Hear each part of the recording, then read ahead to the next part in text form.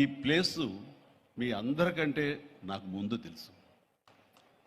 2000 సంవత్సరంలో రామ్దేవ్ ఇది ప్రారంభించినప్పుడు ఇక్కడ కొన్ని మొక్కలు పాంప్లెట్ వేసి మా ఇంటికి తీసుకొచ్చి, మీరు ఇల్లు కడుతున్నారు, ఏదైనా ఉపయోగపడుతుంది చూడండి అంటే వెంటనే ఎంత ముచ్చటేసిందంటే, ఎప్పుడో విదేశాలకు వెళ్ళినప్పుడు ఇలాంటి మొక్కలు, ఇలాంటి కళాకృతులు, ఇలాంటి అద్భుతమైనటువంటి సజీవ శిల్పాలు, జీవం ఉన్నటువంటి ఇలాంటివి చూస్తుంటే ఇలాంటివి మనం తీసుకెళ్ళిపోతే బాగుండే, వాడ షిప్లో తీసుకెళ్తే బాగుండే అని అంత టెంప్ట్ అయ్యేవాడిని. అలాంటిది ఇక్కడ హైదరాబాదులో ఈ శివారుల్లో ఒకటి లభిస్తుందంటే కనుక చాలా ఆనందంగా ఉంటుంది. రామ్దేవ్ ఫస్ట్ ఆఫ్ ఆల్ నేను కూర్చున్న చోట బయట కనపడకుండా నాకు ఏదైనా ఫెన్సింగ్ లాగా ఉండాలి, అలాగే గుబురుగా ఉండకూడదు అంటే అక్కడ చక్కగా కొమ్మల్ని ఒక ఫెన్సింగ్ లాగా అల్లి పైన మాత్రం గ్రీన్ ఉండేలాగా పెద్ద స్క్రీన్ చేశాడు. అది ఇప్పుడు చూస్తుంటే కనుక ఎంత బాగుంటుందంటే బయట నుంచి చూసేవాళ్ళకి నేను జైల్లో ఉన్నట్టు ఉంటుంది, అన్ని కటకటాల్లాగా ఉంటుంది. అది అద్భుతమైన కళాఖండంగా నేను ఫీల్ అవుతుంటాను. అట్లాగే చాలా అద్భుతమైన చెట్లు కొన్ని మా ఇంట్లోనే పెట్టుకున్నాను. ఇవి ఎప్పుడో 2002లో 2003లోనో మా ఇంట్లో పెట్టుకున్నాను. అప్పటి నుంచి నాకు అంత ప్యాషన్. ఆ తర్వాత ప్రతి క్షణం ఈయన ఎదుగుదలను చూస్తూ వచ్చాను.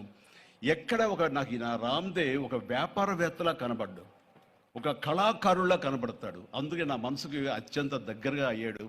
ఆ తర్వాత ఏదైనా వస్తే కనుక చూస్తారా మొక్కలు అంటే, ఇదివరకంటే ఏదో వేలల్లోనో లక్షల్లోనూ చెప్పేవాడు, ఇప్పుడు కోట్లలో ఉందంట కదయ్యా. ఇప్పుడు నా సంపద అంతంత మాత్రమే ఉంది, కొనలేనేమో అన్నారు. కానీ చూడండి సార్, వస్తే మీరే టెంప్ట్ అవుతారు. ఇప్పుడు గౌరవ ముఖ్యమంత్రి గారితో పాటు అన్నీ వీక్షిస్తుంటే ఎంత టెంప్టింగ్ ఉందంటే, ఇవన్నీ మన ఇంట్లో పెట్టేసుకుంటే ఎంత బాగుంటుంది అనిపిస్తుంది. అంత అందంగా. దీనికి కావాల్సింది వ్యాపార దృక్పథం కాదు, కళాకారుల హృదయం, కళా హృదయం ఉండాలి.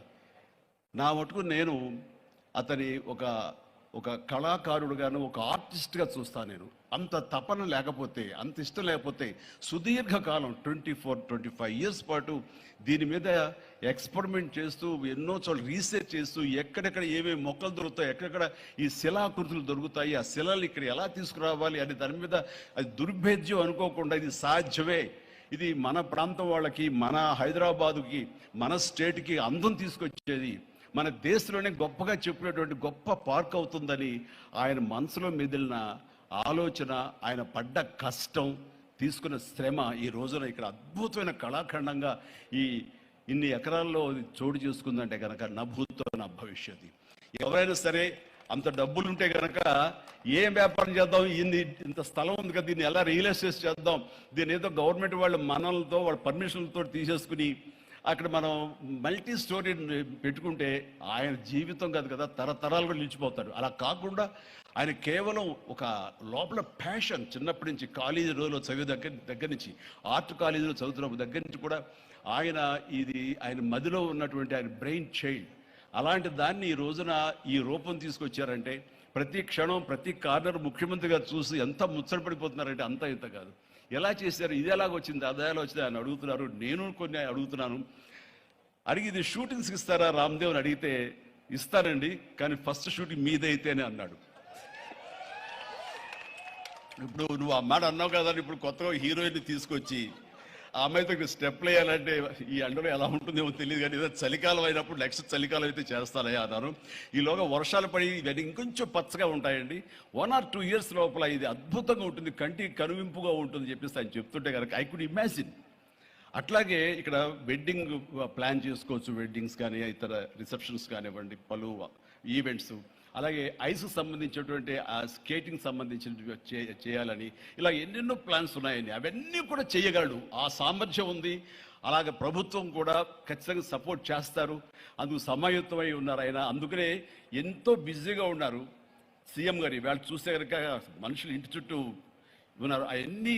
అవన్నీ పక్కకు పెట్టి, ప్రోగ్రామ్స్ అన్ని పక్కకు పెట్టి, నిన్నటిదాకా ఆయన ఎలక్షన్ క్యాంపెయిన్ ఎక్కడో చేసి వేరే రాష్ట్రాల్లో వచ్చి రామ్దేవ్ మీద ఈ ప్లేస్ మీద ఎంతో ప్రేమ లేకపోతే, ఇలాంటి దాన్ని మనం ఎంకరేజ్ చేయాలి అని ఆయన ఉద్దేశం లేకపోతే ఇంత ఓపికగా ఈ ఎండ్లో ఆయన వచ్చేవారు కాదు. ఫస్ట్ ఆఫ్ ఆల్ ఆయన ఇక్కడికి వచ్చి దీన్ని ఎంకరేజ్ చేస్తున్నందుకు వారికి మనస్ఫూర్తిగా అభినందనలు తెలియజేస్తున్నాను ముఖ్యమంత్రి గారికి.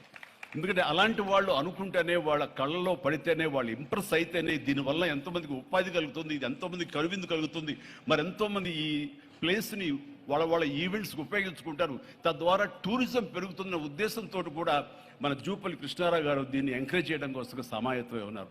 అలా ప్రభుత్వ సహకారాలు దీనికి మెండుగా ఉంటాయని ఆశాభావం వ్యక్తం చేస్తూ, మీరు ఏదైతే కనుక ఊహించారో రామ్దేవ్, అది త్వరలో ఖచ్చితంగా అవుతుంది. ఇవి అద్భుతమైనటువంటి ఒక ల్యాండ్ మార్క్ అవుతుంది, ఒక కళాకృతి అవుతుంది. అది రాష్ట్రానికి వన్ని తీసుకొస్తుంది, హైదరాబాద్కి తలమానికంగా ఉంటుంది. ఒక హైదరాబాద్ ఒక ఇల్లు అనుకుంటే ఇంట్లో ఒక అద్భుతమైన పెయింటింగ్ పెట్టుకుంటే ఎంత బాగుంటుందో ఆ పెయింటింగ్ ఈ రోజున ఈ ఎక్స్పీరియన్స్ తోటి చెప్తున్నాను. This will be a beautiful piece of art.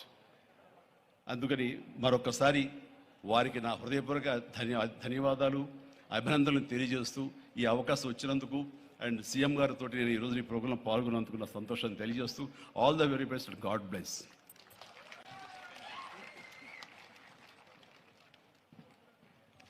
Experience